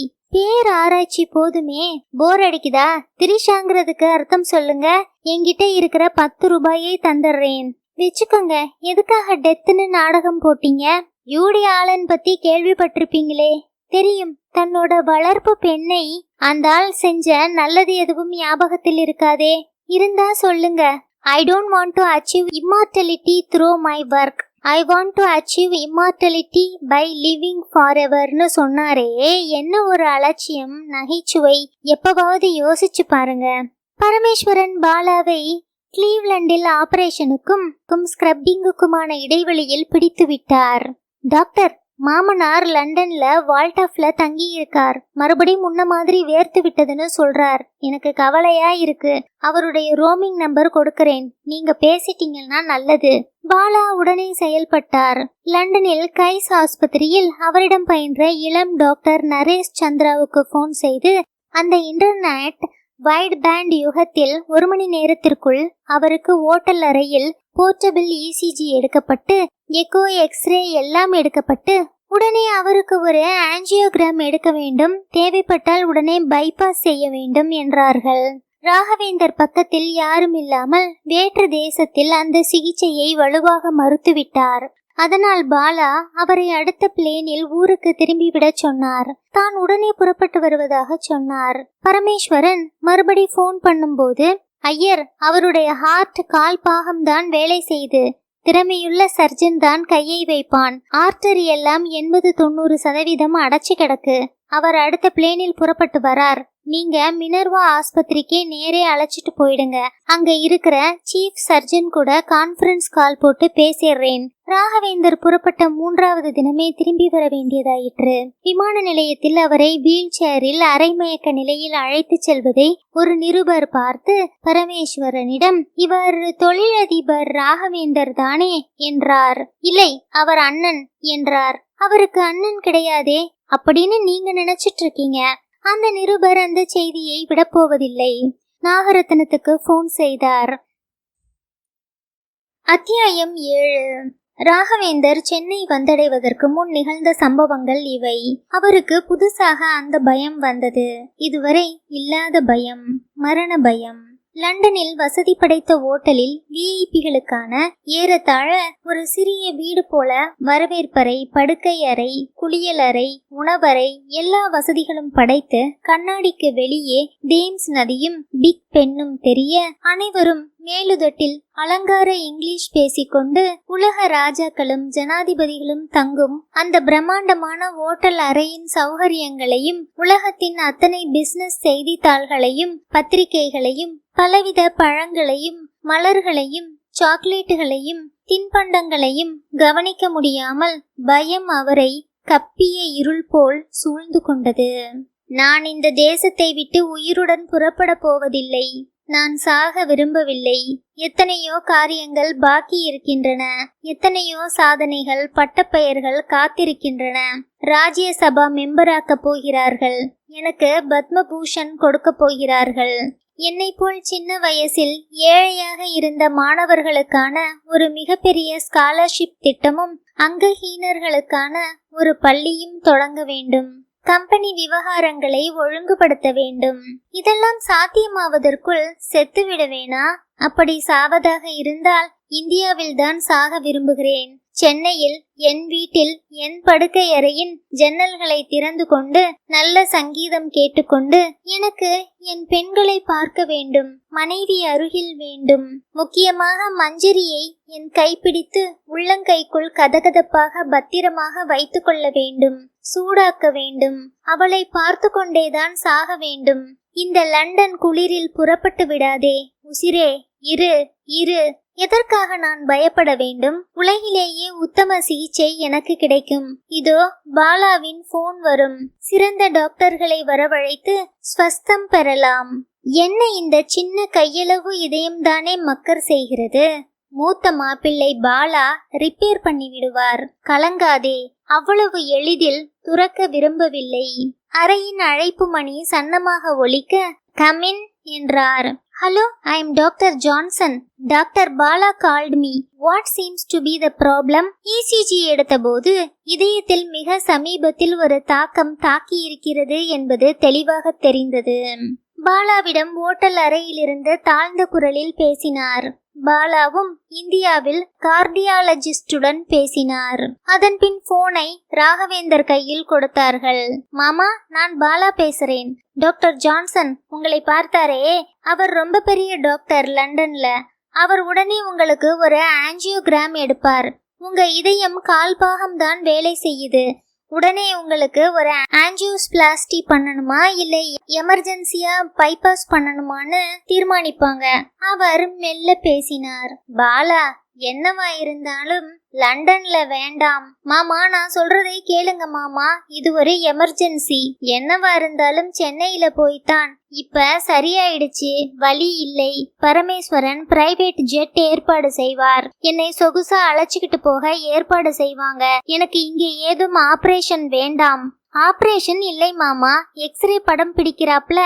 என்ன புண்ணாக்கா இருந்தாலும் சென்னையில தான். பரமேஸ்வரன் கூட பேசிரு. என்ன மாமா இப்படி பிடிவாதம் பிடிக்கிறீங்க? பாலா அடுத்த 15 நிமிஷத்தில் பரமேஸ்வரனிடம் பேசினார். அவரை உடனே சென்னைக்கு கொண்டு வர ஏற்பாடு செய்தர்றேன். ஒரே ஒரு ரெக்வெஸ்ட் டாக்டர். என்ன? சாருக்கு உடம்பு சரியில்லாததை யார்கிட்டையும் சொல்ல வேண்டாம். அதுவும் உங்க ஷட்டகர் கிட்ட. ஷட்டகர்னா? சின்ன மாப்பிள்ளை, நாகரத்னம். ஏன்? நீங்க இந்தியா வர்றபோது விவரமா சொல்றேன். நீங்க எப்ப வர்றீங்க? கிடைச்ச பிளேனை பிடிச்சுக்கிட்டு வர வேண்டியதுதான். டாக்டர், உங்களை ஒன்னு கேட்கலாமா? எல்லாம் ஆஞ்சியோகிராம் எடுத்தப்புறம் தான் சொல்ல முடியும் எந்தெந்த இரத்த குழாய் அடைச்சிருக்குன்னு. அவர் ஸ்மோக்கிங்கை நிறுத்தவே இல்லையா? இந்த அமர்க்களம் எதுவும் மஞ்சரிக்கு தெரியாது. மாலை அழகேசனுடன் சாப்பிட்டு விட்டு வெளியே வந்ததும் அழகேசன், தேங்க்ஸுங்க, ஒரு நாள் இல்லாட்டா ஒரு நாள் உங்களுக்கு நான் வாங்கி தர்ற காலம் வரும், காத்திருப்போம். எங்க போறீங்க? உங்களை வீட்ல டிராப் பண்ணட்டுமா? வீடா? எனக்கா? பின்ன ஹாஸ்டல்ல தங்குறீங்களா? ஒரு மாதிரி சின்ன ரூமுங்க, ஒருத்தர் படுத்துக்கிற மாதிரி. பரவாயில்லைங்க, திருவான்மையூர் பஸ் நிலையத்துல டிராப் பண்ணிடுங்க. நான் திருப்போரூர் பஸ் அல்லது வேன் பிடிச்சி போய்க்கிறேன். திருப்போரூர்ல இருக்கீங்களா? இல்லைங்க, இடையில ஓல்டு மகாபலிபுரம் ரோட்ல. அவனை பஸ் டிப்போவில் இறக்கிவிட்ட போது உங்களிடமிருந்து விடை பெறுவதற்கு முன் ஒரு ஹைக்கூ. கோடை காலத்தில் குதிரை மணலில் இறங்கி ஆற்றை கடக்கிறது. ஐயோ அறுக்குறீங்களே, குதிரை எப்படி கடந்தா எனக்கு என்னங்க? இந்த ஹைக்கூவுக்கு எத்தனையோ அர்த்தங்க. வேண்டாங்க, ராத்திரி வேளையில ஹைக்கூ கேட்டா எனக்கு ஒத்தை தலைவலி வந்துரும். ஒத்தை தலைவலிக்கு சித்திரத்தை நல்லது. விடை பெறுகிறேன், உங்கள் லகு. லகுவா? புனை பெயருங்க. விகடன் பவள விழாவில ஒரு குட்டி கவிதை கூட என் பேர்ல வந்திருக்குங்க. நைஸ். பிரைஸ் தான் கிடைக்கலை. ஒரு நாள் இல்லை ஒரு நாள் தமிழ்நாட்டுல லகுங்கிற பேரை போஸ்டர் ஒட்டி கொண்டாடுவாங்க. பாத்துக்கிட்டே இருங்க. அவள் சிரித்தாள். கார் புறப்பட்டு சற்று தூரம் போனதும் தலை தெறிக்க ஓடி வந்தான். ஓரிரண்டு வாகனங்கள் கிரீச்சிட்டு டே சாவுகிராக்கி என்று திட்டின. தலைவா நிறுத்துங்க. என்னங்க, சாவி கீவி மறந்துட்டீங்களா? சொல்ல மறந்துட்டேனுங்க. என்ன, உங்களுக்கு இந்த டிரெஸ் நல்லா இருக்கு. ஜன்னல் வழியாக அவனுடைய கலைந்த தலைமயிரை மேலும் கலைத்தாள். அத்தியாயம் 8. விமான நிலையத்தில் இறங்கியவுடன் ராகவேந்தரை வீல் சேரில் வைத்து ஆஸ்பத்திரிக்கு அழைத்து செல்வதாகத்தான் பரமேஸ்வரன் ஏற்பாடு செய்திருந்தார். ஆனால் இமிகிரேஷனை விட்டு வெளியே வரும்போதே பலர் அவரை அடையாளம் கண்டு கொண்டு வணக்கம் என்று சொல்லிவிட்டு, என்ன ராகவேந்தர், உடம்பு சரியில்லையா? நீங்க வீல் சேர்ல உட்கார்ந்துட்டா இந்தியன் எக்கானமி என்ன ஆகிறது என்று கேட்டதில் ராகவேந்தர் சக்கர நாற்காலியிலிருந்து எழுந்து எனக்கு ஒன்றுமில்லை என்று நடக்க ஆரம்பித்தார். பரமேஸ்வரன் பதறி போய், நீங்க நடக்க கூடாதுன்னு பாலா ஸ்ட்ரிக்டா சொல்லி இருக்கார். இப்படி நடமாடலாமா? தப்பில்லையா என்றார் பயபக்தியுடன் கவலையுடன். அவன் கடக்கான். சும்மா இந்த டெஸ்ட் அந்த டெஸ்ட்னு தொடையெல்லாம் ஊசி குத்தி நெறிக்கட்டி போய் உயிரை வாங்கிட்டான். நீ ஏதும் ஊரை கூட்டாதே. இல்லை, ஆனா எனக்கு எல்லாம் சரியா போச்சு. நாக்குக்கு கீழே அடக்கிக்க மாத்திரை கொடுத்தாங்க லண்டன்ல. அதை சாப்பிட்டதுமே நெஞ்சு வலி குறைஞ்சிடுச்சு. லேசா தலை வலிச்சது. பேசாம பிளேன்ல படுத்துட்டேன். லைட்டா தான் சாப்பிட்டேன். சென்னையை பார்த்ததுமே தெம்பு வந்துருச்சு. நேரா ஆபீஸ் போப்பா, ஒரு எமர்ஜென்சி மீட்டிங் போடணும். சிஎஃப்ஓ வரலையா? சிஎஃப்ஓ லண்டன்ல தான் இருக்கார். நல்ல வேளை, ஜிடிஆர் தள்ளி போச்சு. டெம்பிள்டன்லயே சொல்லிட்டான் இது சரியான சமயம் இல்லைன்னு. அப்ப ஆஸ்பத்திரிக்கு போக வேண்டாமா? எனக்கு தேவலை ஆயிருச்சு பரமேஸ்வரன். ஆஸ்பத்திரிக்கு போனா, அதுவும் வீல் சேர்ல போனா ஸ்டாக்கு விழுந்துரும்யா. கோயம்புத்தூர்காரனை என்ன பண்ண? புண்ணாக்கு. ப்ரொபோசலை அனுப்பலையே. அனுப்பிச்சிருக்காரு முதலாளி. நீங்க தர்மம் கொடுக்கறதா இருந்தா, இலவசமா கொடுக்கறதா இருந்தா 2 கோடியோட போயிடும். ஃபேக்டரி வச்சு சம்பாதிச்சு ஆகணும்னு அவருக்கு கட்டாயம் இல்லை. நீங்க சொல்லி பாருங்க. நான் சொன்னா அடிச்சுடுறார். Very sorry. நீங்க எதுக்கு சாரி சொல்லணும்? அவர் சுபாவம் தெரிஞ்சது தானே. எங்க இந்த மஞ்சரி குட்டி? மஞ்சரிக்கு கூட நீங்க திரும்பி வர்றது தெரியாது. யாருக்கும் சொல்லலை. சொல்லி இருக்கலாமே, என்னை இந்த உலகத்துல நேசிக்கிற ஒரே ஒரு ஆத்மா. ஏன் நான் இல்லையா என்றார். உன்னை நம்புறதுக்கில்லை. உன் மனசை கலைச்சிருவான் நாகரத்னம். செல்போனை வாங்கி மஞ்சரியை ஒத்தியதில் அவள் போன் அணைந்திருந்தது தெரிந்தது. அதே நேரத்தில் மற்றொரு டெலிபோனில் ஏர்போர்ட்டில் இருந்து கோவைக்கு செய்தி போனது. நாகரத்னம் சார், நான் தினத்தூதன்ல இருந்து மீனம்பாக்கம் குருவி ரமேஷ் பேசுறேன். உங்க மாமனாரை ஏர்போர்ட்ல வச்சு பார்த்தேன். அவர் லண்டன்னா போயிருக்காரு. என்ன குருவி, மத்தியான வேளையிலேயே போட ஆரம்பிச்சிட்டியா? இல்லைங்க, அவரைத்தான் வீல் சேர்ல வச்சு கொண்டு வந்தாங்க. பரமேஸ்வரனையும் பார்த்தேன். உங்களுக்கு தெரியாது? இப்ப தெரிஞ்சிருச்சு. போனை வெயி. மஞ்சரி ஆழ்வார்பேட்டையில் டிடிகே சாலையில் புதிதாக முளைத்திருந்த பல சென்டர்களில் ஒன்றில் லைஃப் ஆஃப்டர் டெத் என்கிற ஒரு என்ஜிஓ கூட்டத்தில் முன் நாற்காலி வரிசையில் உட்கார்ந்திருந்தாள். மற்ற நாற்காலிகள் அங்கொன்றும் இங்கொன்றுமாக நிரம்பியிருந்தன. அழகேசன் சோடியம் அருகில் பேசிக் கொண்டிருந்தான். அவன் முகத்தில் படிப்பு விளக்கு வெளிச்சம் அடித்தது. மஞ்சரி அவன் சொன்னதில் கவனம் இல்லாமல் அங்க அசைவுகளை ஒரு மகா ரசிகையாக பார்த்து கொண்டிருந்தாள். கையசைவுகள், கண் சிமிட்டல்கள், இயற்கையான சிக்கனமான புன்னகை, காது மடல். இஷ்டப்படி காதை ஆற்றியே. போன ஜென்மத்தில் நீ நாயா? கருப்பு கேசம், திறந்த சட்டைக்குள் தெரிந்த கருப்பு கயிறு, மணிக்கட்டை இறுக்கிய லேடிஸ் வாட்ச் அவள் கொடுத்தது. டோட்டல் பராந்தசிஸ் வாங்க. நம் உடல்ல இருக்கிற ஒவ்வொரு அங்கத்தையும் இறந்த பிற்பாடு ஹார்வெஸ்ட் பண்ணலாம். கார்னியாங்கிற கண் மேல் திப்பி, இருதயம், 2 கிட்னி, லிவர். ஒரு ஆளாத்தான் சாகறோம். பல ஆளா உயிர் வாழலாம். யாருமே சாகறதில்லை. கீதை கூட அதைத்தான் சொல்லுது. எங்கே கேட்டேன் இதை? நீங்க செய்ய வேண்டியதெல்லாம் எங்க ஆர்கனைசேஷன்ல ஒரு பாரம் கொடுப்பாங்க. அதுல கையெழுத்து போட்டு தரணும். அவ்வளவுதான். உங்க அங்கங்கள் அனைத்தையும் அறுவடை செய்ய சம்மதம்னு. 1 minute என்ற 3வது வரிசையிலிருந்து எழுந்து கண்ணாடியை கழற்றிவிட்டு ஒருவர் கேட்டார். நம் இந்து நம்பிக்கைகளின்படி கருட புராணம் வைதரணி நதிக்கரை, அதைத்தானே சொல்றீங்க? தெரியுங்க. நம் இந்து நம்பிக்கையின்படி உடல் ஒரு சட்டைங்க. ஆத்மாதான் அழிவில்லாதது, பிரியறது, உடல் அழிஞ்சிடுறது. அப்படி அழிய போறதை தான், எரிய போறதை தான் குறைச்சி எறிங்கன்னு சொல்றோம். மற்றொருவர் எழுந்து, இருதயத்தை எப்படி மாற்ற முடியும்? இருதயம் நின்னப்புறம் தானே சட்டப்படி சாவு. இல்லைங்க, சில மாநிலங்களில் அப்படி இல்லை. பிரெயின் ஸ்டெம் டெத்னு இருக்குது. விபத்தில் மூளையின் அடிபாகத்தில் அடிபட்டு நினைவு திரும்பவே முடியாத கோமாவில் போயிடுறவங்களுடைய இதயத்தை சுத்தப்பட்டவங்க சம்மதத்தோட தானம் கொடுக்கலாம். சமீபத்தில் ஹைதராபாத்தில் வெங்கடேஷ்னு ஒரு பையன் கேஸ் படிச்சிருப்பீங்க. என்ன சொல்ல வர்றீங்க? லஞ்ச் இஸ் ரெடி என்றாள் ஒரு பெண்மணி. இறுதியா அவர் சொல்றது, நீங்க யாரும் சாக போறதில்லை. அப்படி ஏதாவது விபத்து ஏற்பட்டா உங்களுடைய அங்கங்களை தானம் கொடுக்க இப்பவே சம்மதிக்கிறீங்க. கமல் கூட கையெழுத்து போட்டிருக்கார். கூட்டம் முடிந்த பின் அந்த ஹாலை ஒட்டிய பகுதியில் உணவு வகைகள் நிறைய வைக்கப்பட்டிருந்தன. நல்லா சாப்பிடு. நிறைய கூட்டத்தை எதிர்பார்த்தோம், 10% கூட வரலை. Wash out. உனக்கு ஏன் இந்த பொல்லாப்பெல்லாம்? உயிரோட இருந்தா என்ன, செத்து சுண்ணாம்பானா என்ன உனக்கு என்றாள் மஞ்சரி. You are right. எல்லோரும் தயங்குறாங்க. கண்ணை நோண்டிட்டா சொர்க்கத்துக்கு போற வழி தெரியாம போயிருச்சுன்னா என்ன ஆகுறதுன்னு கேக்குறார் மாமா. உனக்கு மறுபிறவியில நம்பிக்கை உண்டா மஞ்சள்? மறுபிறவி இதே பேர்ல இதே ஊர்ல பிறக்கிறதா இருந்தாதான் அது மறுபிறவி, இல்லைனா அது வேற பிறவி. Well set. மஞ்சள் அறை மர்மம்னு அரணி குப்புசாமி முதலியார் ஒரு நாவல் எழுதியிருக்காராம். LLAல ஒரு கூட்டத்துல சொன்னாங்க. இல்லை JR ரங்கராஜுவா? ஏதாவது ஒரு சப்ஜெக்ட் ஒரு சமயத்திலேன்னு எத்தனை தடவை சொல்லி இருக்கேன். சாரி, ஸ்கேட்டர் பிரைன் என்று பின்மண்டையில் தட்டி கொண்டான் அவன். கண்கள் அலைந்தன. இந்த மாதிரி பொண்ணுங்க எல்லாம் நம்ம வட்டத்துக்குள்ள வரமாட்டேங்குதே. வளையல் வாங்கத்தானே போறாங்க. எத்தனை பேர் கையெழுத்து போட்டாங்க? நானு ஒரு 88 வயசு மாமி, அவ்வளவுதான். அதிக அறுவடை பண்ண முடியாது. நானும் ஒண்ணு போடவா? போடு. உனக்கெல்லாம் சாவே கிடையாது. நான் போனா எமர்ஜென்சில யாரை காண்டாக்ட் பண்ணணும்னு உன் பேரைத்தான் கொடுத்திருக்கேன். ரிலேஷன்ஷிப் வைஃப் என்றான். சும்மா போட்டு வைக்கலாமே.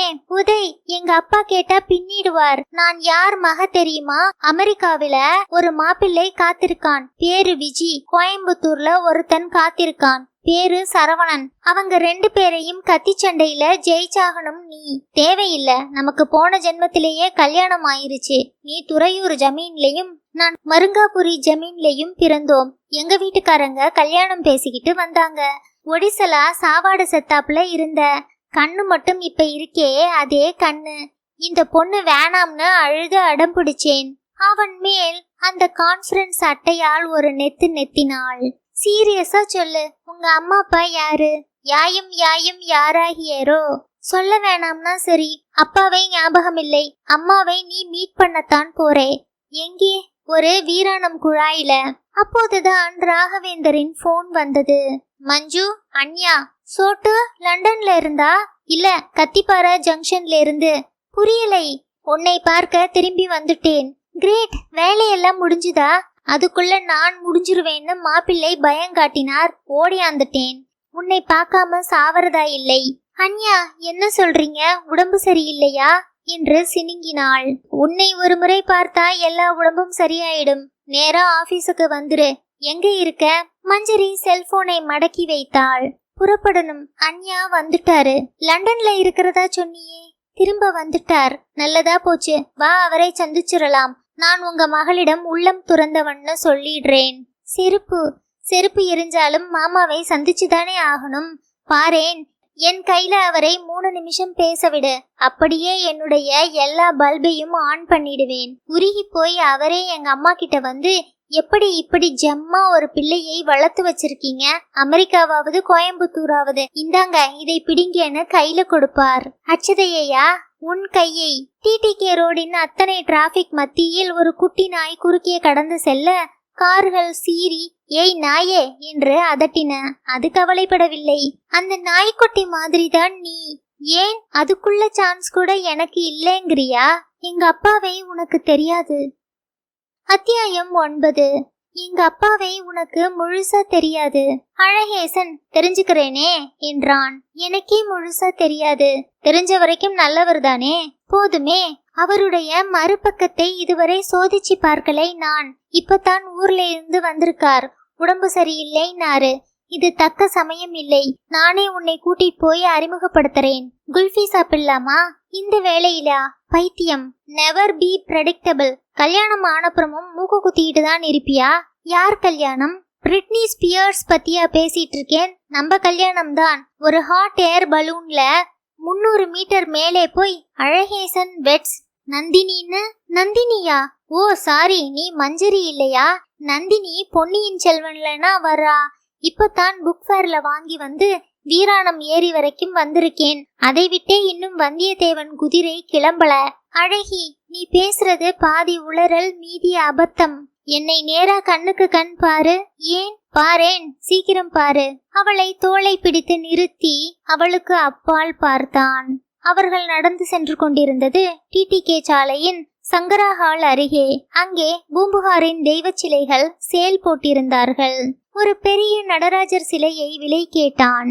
1,00,000 ரூபாய்ங்க என்றார் அந்த அரசு அலுவலர். கிரெடிட் கார்டு எடுத்துப்பீங்களா? கேட்டு சொல்றேன். எந்த கார்டு? இன்னும் கிரெடிட் கார்டு எடுக்கலை. மஞ்சரி, கொஞ்சம் நில்லு என்றான். அவர்களுக்கு எதிரே ஒருவன் இருவரையும் செல்போனில் படம் பிடித்து கொண்டிருந்தான். அவன் அருகில் சென்று அவன் கன்னத்தில் தட்டி, பிரதர், செல்லை கொடுக்கறீங்களா என்றான். அவன் நழுவ அவனை மூர்க்கத்தனமாக தடுத்து நிறுத்தி, குட்ரா சோமாரி, எச்ச பொறுக்கி என்று அதட்டி அவன் செல்போனை பிடுங்கி பின் மூடியை உதிர்த்து அதன் சிம் கார்டை எடுத்து கீழே போட்டு பொறுக்கிக்க என அவன் சாரி பிரதர் என்று வேகமாக விலகி கொண்டான். அப்பலிருந்து பார்க்கிறேன், பின்னாலேயே வந்துட்டு இருக்காங்க. செல்போனை காட்டி காட்டி போட்டோ எடுத்துட்டு இருக்கான். புரியலை. யாரு இவன்? உனக்குத்தான் தெரியணும். உங்க அப்பா சாம்ராஜ்யத்தை சேர்ந்தவங்களா இருக்கலாம். சச்ச, ஆபீஸ்ல விசாரிச்சு பாரு. என்னை போட்டோ எடுக்க காரணம் கிடையாது. I M A nobody.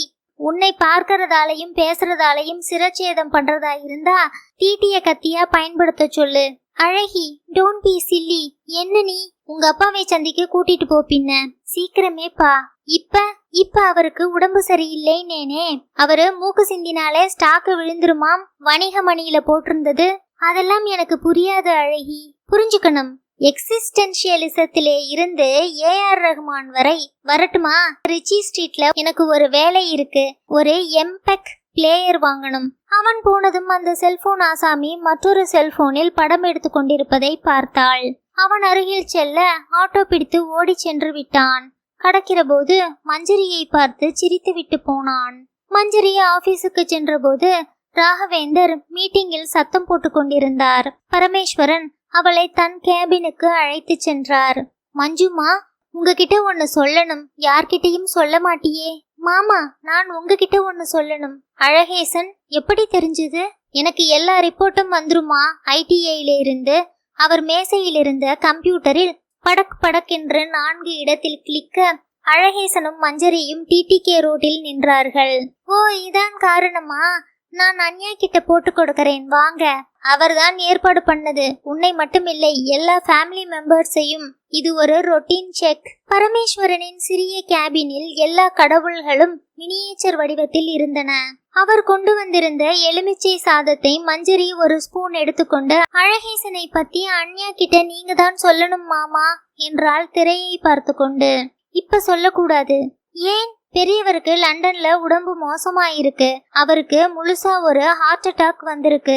Bala ரொம்ப ஜாக்கிரதையா இருக்க சொன்னார். பாலாவே புறப்பட்டு வரார். இந்த நிலைமையில இவர் பெரிய ஆபீஸ் மீட்டிங்ல சத்தம் போட்டுட்டு இருக்கார். மஞ்சரி கண்ணு, நீ என் பொண்ணு கௌசல்யா மாதிரி. அதனால சொல்றேன், உனக்கும் அந்த வெயிட்டருக்கும் பொருத்தமே இல்லை.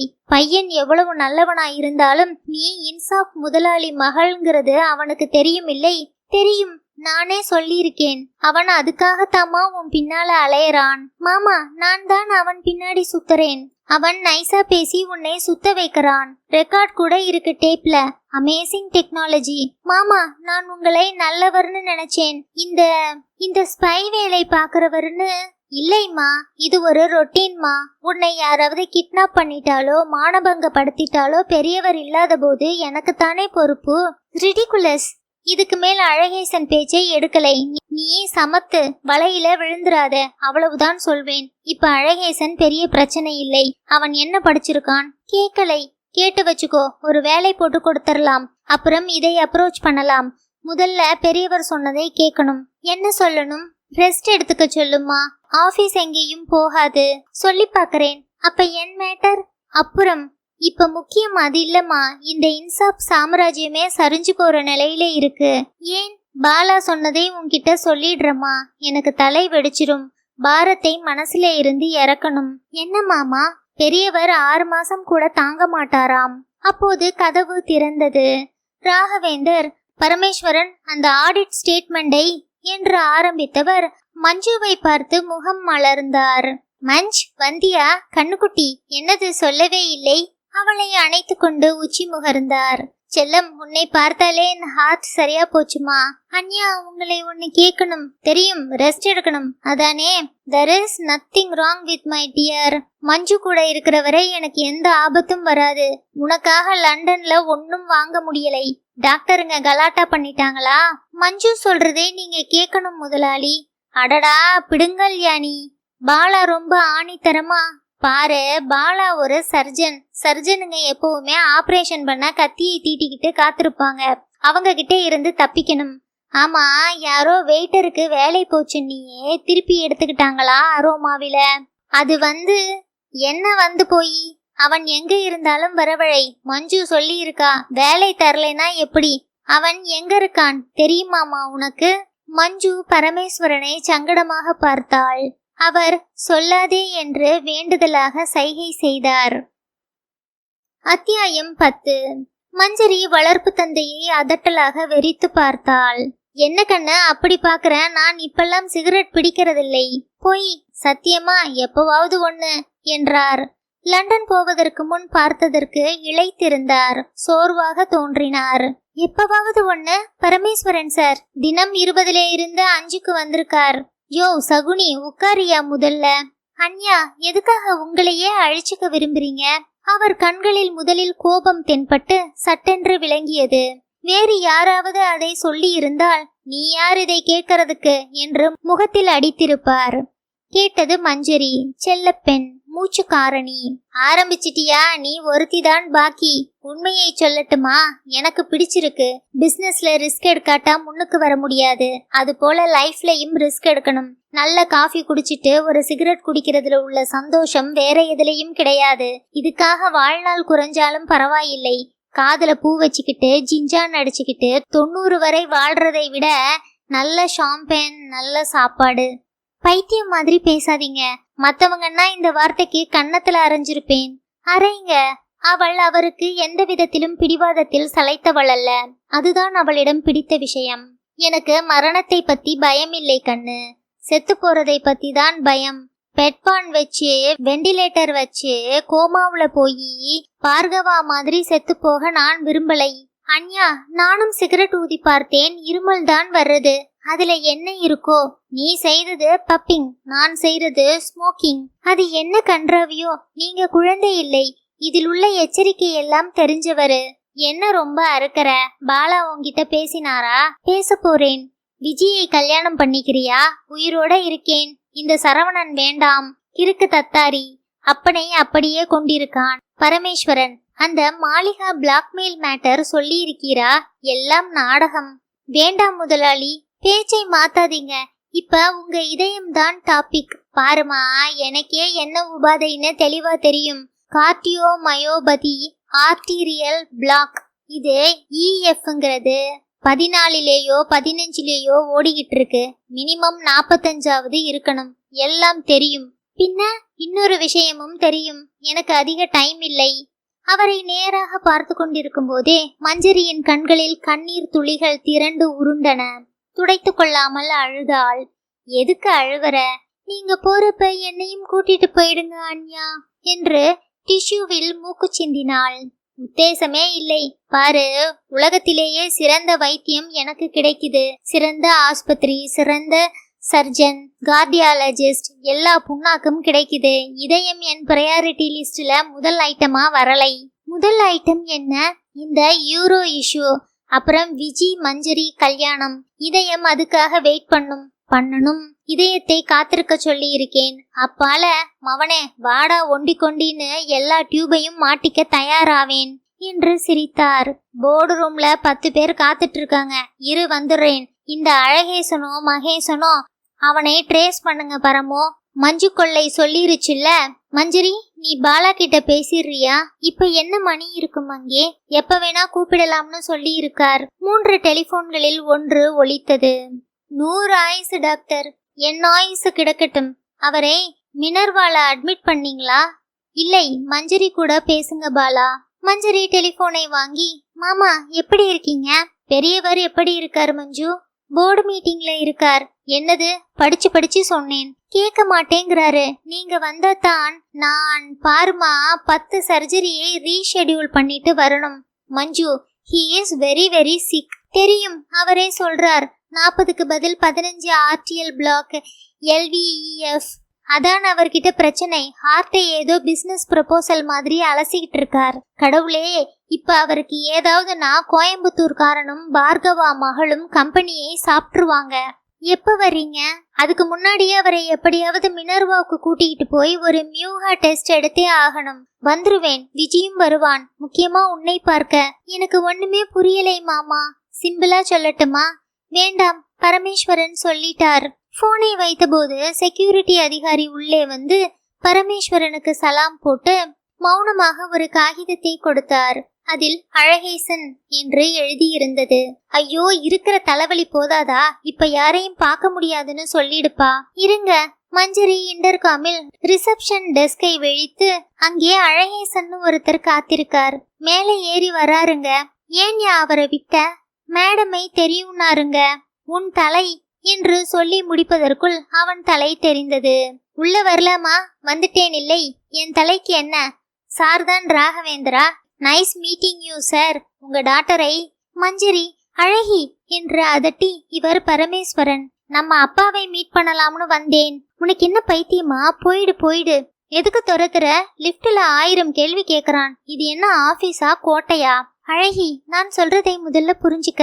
மரமண்டை, எங்க அப்பாவை சந்திக்க இது சந்தர்ப்பமே இல்லை. பின்ன எப்ப சந்திக்கிறது? Later, much later. உன்னை பார்க்காம இருக்க முடியலையே. போன தடவை பார்த்தப்புறம் எனக்கு வயசாயிட்டே வருதே. சீரியஸா பேச கத்துக்க. என் சீரியஸ் பேச்சே இதுதானே. இந்த உரையாடலை ஃபைல் பார்த்து கொண்டே பரமேஸ்வரன் கேட்டுக்கொண்டிருந்தார். அவர் முகம் இறுகி இருந்தது. பார்த்த முதல் கணத்திலிருந்து அழகேசனை அவர் வெறுத்தார். மஞ்சரிக்காக வருத்தப்பட்டார். இப்படி ஒரு வெகுளியா? வீட்டுக்கு வரட்டுமா? ஐயோ, பலி விழும். போ முதல்ல. 1000 ரூபாய் தா போறேன். எதுக்கு? புஸ்தகம் வாங்கணும். என்ன புஸ்தகம்? கோல புஸ்தகம். நான் வாங்குற புஸ்தகம் எல்லாம் உனக்கு கிடையாது. கிரெடிட் கார்டாவது கொடு. அவள் தன் பையை பார்த்தாள். 30 ரூபாய் தான் இருந்தது. இந்த கிரெடிட் கார்டு என்று கனைத்து, கார்டு கொடுக்க வேண்டாமா, கேஷியர்ட்ட சொல்றேன் என்றார் பரமேஸ்வரன். அழகேசன், போறதுக்கு முன்னாடி உங்க மூக்கு நுனியை ஒரு கடி கடிக்கலாமா என்றான். அவள் சங்கடமாக பரமேஸ்வரனை பார்த்தாள். பை பை பரமேஷ் மாமா. கல்யாணம் பத்தி மஞ்சரி பேசினாளா? முதலாளி காதிலே போட்டுடுங்கோ என்றான். வாங்க சொக்கலிங்கம் என்று லிப்ட் ஆபரேட்டரை விசாரித்து கொண்டு சென்றான். பரமேஸ்வரனின் பார்வையை மஞ்சரி தவிர்த்தாள். சொன்னேனா இல்லையா? அவனுக்கு பணம் தாமா குறி. ரொம்ப இடம் கொடுத்து வச்சிருக்க. நன்னாவே இல்லை. ஐயோ, குழப்பாதீங்க. அவனை நீங்க உண்மையா சந்திச்சதே இல்லை. பரமேஸ்வரன் கேஷியருக்கு போன் செய்து, ரிசப்ஷன்ல அழகேசன் ஒரு பையன் காத்திருக்கான். பட்டி கேஷ்ல இருந்த 1000 ரூபாய் எடுத்துக்கொடு கிருஷ்ணசாமி என்றார். அப்போது அவர் எதிரே நாகரத்னம் உட்கார்ந்திருந்தார். கிருஷ்ணசாமி ஆபீஸ் பாய் ராம்குமாரை விழித்து, இந்த பணத்தை ரிசப்ஷன்ல அழகேசன் ஒரு பையன் காத்திருக்கானாம், கொடுத்துரு என்றார். மாமனார் திரும்பி வந்த செய்தி நாகரத்னத்துக்கு தெரிந்த உடனே பிளைட் பிடித்து சென்னைக்கு வந்து விட்டார். மாமனாரை பார்ப்பதற்கு முன் கேஷியரிடம் 1 லட்சம் பணம் வாங்க வந்திருந்தார். கிருஷ்ணசாமி, கீழேதான் போறேன், என்கிட்ட கொடுங்க. பேர் என்ன சொன்னீங்க? இத்துடன் இந்த பகுதி நிறைவடைந்தது.